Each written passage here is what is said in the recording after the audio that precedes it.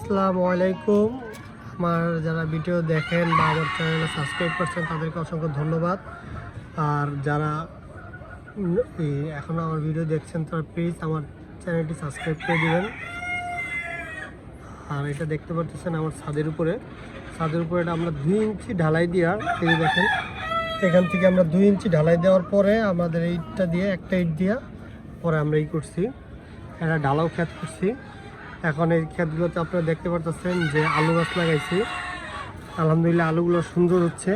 আর আলু গাছের সাথে কিছু দেখেছি ডাডার বিচু বলানো আছে। দেখতে পাচ্ছেন ক্ষেতটা যেমন সুন্দর লাগতেছে, আস্তে আস্তে এটা ভরে যাবে, ভরে গেলে জিনিসটা আরও সুন্দর লাগবে।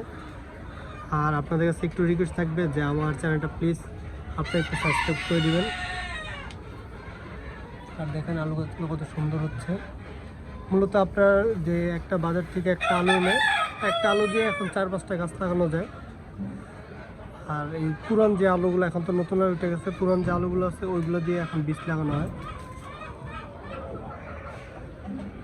আমার ক্ষেতটা আস্তে আস্তে ভরছে। আর আপনার সামনে আপডেট দেখতে পারবেন যে কী পরিমাণ আলু গাছ হয় বা নিচে আলু কতটুকু হয়। আর হওয়ার চেয়ে অল্প হলেও শান্তি, নিজের লাগানো জিনিস। দেখুন সবাই,